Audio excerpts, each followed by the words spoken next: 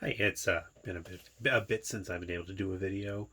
There's COVID issues in my town, so we've had to be on lockdown, which meant that my kids are home, no school for a little bit. So hopefully they get to go back soon, but we'll see how that goes. Close the door before the dog comes in. But I had a little bit of time tonight, and I thought I would just talk about a terrain piece I have. This is the Fortified Manor House, released around 2007, 2008 by Games Workshop.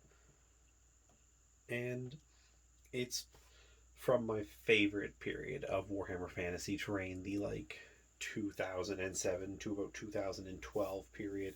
Um, late, actually, I wouldn't even say late, probably about early um, 7th edition, right up through almost to the end of 8th edition. And I've got a fair amount of this. I think I'm only missing the Temple of Skulls, which is just kind of hard to get. I think a lot of people didn't buy it. It was kind of a pointless terrain piece, in my opinion, and very hard to use. It actually would probably be much better for Age of Sigmar, where it's a skirmish game. But I'm not going to talk about that one tonight. So, the Fortified Manor House um, came in two parts. You have a watchtower. Um, this is probably the watchtower most people would recognize as the Watchtower Mission 8th edition. And then it has the chapel house, and you can build them separately. You could also buy them separately. But if you bought the Manor House set, it came with this connecting piece, which allowed you to make the Fortified Manor House out of it. Excuse me.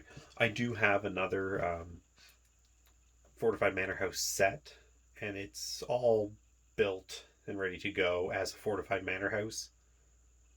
But I don't use it that way. I keep them separate. It's not glued. I guess what I mean is it's not glued that way. Um, I might show them later. Plus, I have one more loose individual tower. I'm not sure why I have a third tower. I know I bought the first set, not this one, originally back when they launched, and it did suffer some damage, and that's why I ended up buying this one, which is my main one. And then yeah, you get the fence here, or sorry, the stone gate wall. There are some fences that come with this. I don't have them on hand right now. I have two sets worth though. They are stone and um, like wooden fences and little trees and stuff, and they're meant to go off to the sides on both sides. And this is actually quite a large footprint building. And the reason I don't have them here is because of that. I just wanted to focus on the building itself. The fences I do just use as obstacles. I don't think I've ever set it up as a single giant option because it just seems like a I don't know, very poor showing of a castle. Kind of it's like a siege almost, but a very small siege, which I guess could be fun. But I would much prefer to set up a castle than just have this one giant layout that really is nothing more than just some obstacles and then a house. So as a building, I'm going to spin it here and hopefully it doesn't fall apart because I don't have this glued together and I don't have it based because otherwise it's basically impossible to store. It takes up so much room on a shelf. But what's cool about this in the way it's designed is that even though this isn't the entire set, as I said, I'm not using the fences off to the side. This is very much a large centerpiece for any battle, really. And it does in 8th edition allow you to use the really cool multi building. I don't know. There was a rule for it. I can't remember what it's called, multi part buildings or something. I don't think that was in 7th or 6th, but I could be wrong. And yeah, it just allowed you to have a fortified building that could be attacked from multiple angles and had these movable gates that you could position. This one here at the very top, this bracket or hoop, whatever it is that holds it together, there is a break, so I need to repair that. Probably happened in my last move. And just pull this off here. This is the paint scheme I went with for this one. I could probably clean this up, but I really do prefer my pieces to normally have more of a tabletop standard anyways. I don't have a lot of time for painting.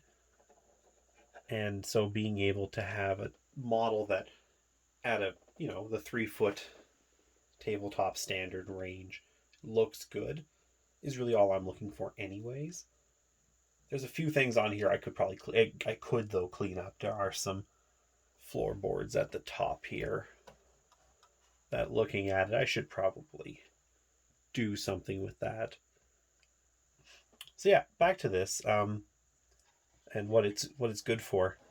This is actually, again, like I said, good as a centerpiece, and it allows you to put a fairly good sized block defending that would still give you a nice defended obstacle, and you can even almost call that a mini castle section. I would think that it'd be really easy to say house rules. Anyone attacking from the sides would require ladders, and anyone coming in the front would only be able to fight two. Let's just call it 4 models to be generous, but I think that is quite generous. So this would be very difficult to push somebody out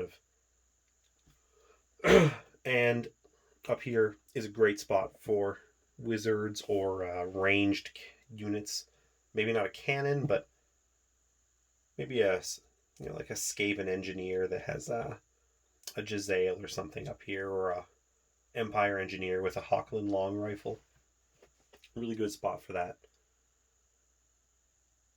Anything else that's really of note here? It's not too much. I mean, it's pretty much what you see is what you get model. I do like I'm going to bring it in closer, the details that they have on these sets here. I think they did a really good job of conveying the idea that there is a chapel here to Sigmar. This here, the stained glass. Actually, I'm looking at this more. I haven't had this out in a bit. There's a lot of scuffing. I would say this is from my last move. I probably scuffed it up a bit. I'll have to go over this again and tidy it up. So yeah, this stained glass. I did this with the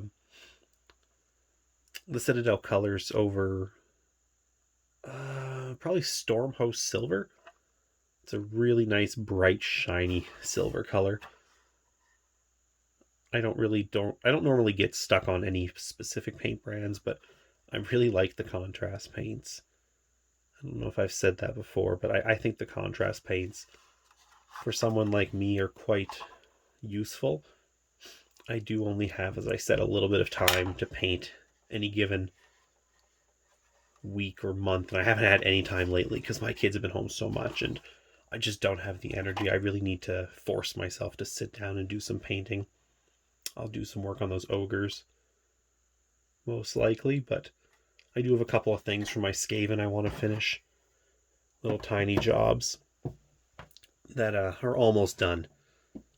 So yeah, that's the main piece there. And then you've got these little connector pieces.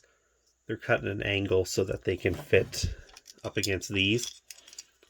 And the way this is designed, you can actually have that gate, the wall there coming off the back if you actually want. There's the front, sorry. But I can flip it and I can make that work the other way too. Just like, figure this out. There we go. So if you really wanted this to be fortified from the back, it is possible. You do have a bit of a gap though. So this would require a little bit of, I think, some thinking to figure out how you would do it. Not sure what I would do offhand. I might even remove these and just, it looks still pretty good that way. These are all complete wall sections. And then you could have something here. That would be good probably for a stable area, I would think. Like, you can use one of the fences, actually.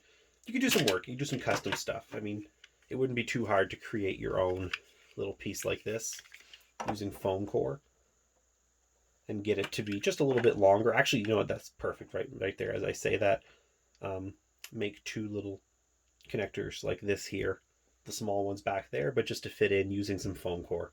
That's probably what I would do. And I don't think that would be too difficult to prepare and sculpt to match. And it would, again, allow you to have that back section. Again, maybe it's the stables in the back. And like I said, I have actually two sets of these walls, so I could actually set it up as I have here. One side with those little extension pieces I was just saying I could make, and then have this part in the front. The other one's painted different. The other one's painted a much more very standard gray, white dry brush stone color. Like the details in these two. There's a lot of firing points if you do want to go about doing it as some sort of fortress to defend. Having that set up, you could use this as maybe some. Actually, you know what would be great here would be an empire block inside this. I've never actually done this, but an empire block with two detachments of like handgunners, just 5-man handgunners off to the sides, looking out the sides to defend, and then the main block of spearmen or swordsmen or halberdiers, whatever, looking at the front. That would be cool. And again, you could do any kind of house rules you want.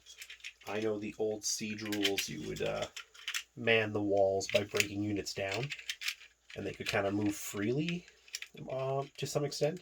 You could do the same thing in here. Just have one unit that has a weird deployment facing all directions. Although at the same time, just using a dwarf Ironbreaker unit in there with a Oathstone Thane, that could be pretty brutal too. Pretty much good luck getting them out of there if they did decide to do that. Just make them wide enough that they would reach both sides and then hit the Oathstone. And yeah, good luck pushing Ironbreakers out of that. You'd be there all week. So that's it. Just want to go over this really quick just to do something that I could upload. Because it's been, like I said, 2 weeks now almost, I think, since I did that last video.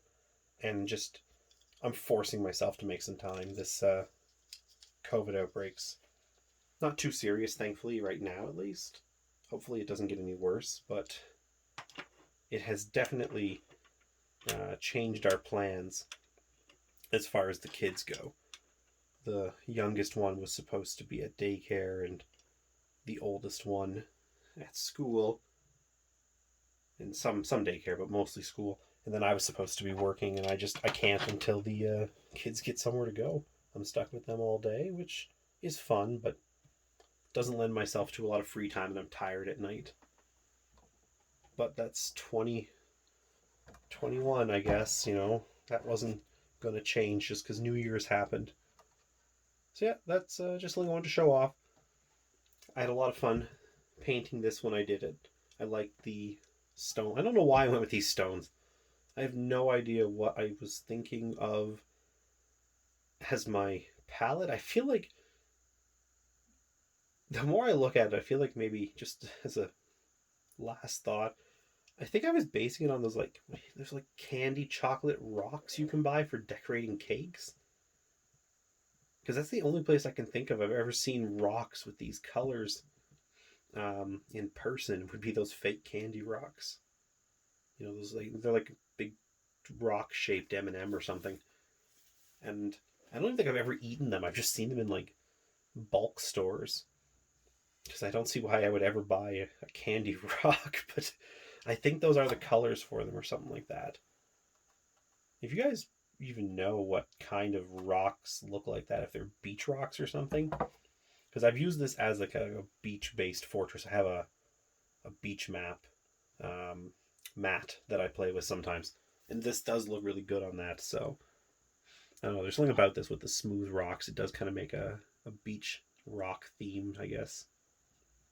So yeah, a bit rambling here, so I'm gonna let it go. Thanks again for watching, and if you have any comments or questions or thoughts on the period's terrain, let me know. And if there's any pieces you want me to look at, I can do that. Because again, I have most of them. I'm just missing that Temple of Skulls and I think the Arcane Ruins. And I have some of them. I just don't have the whole set. At some point, I'll get the rest of it, I'm sure. All right. Thanks for watching. Have a great day.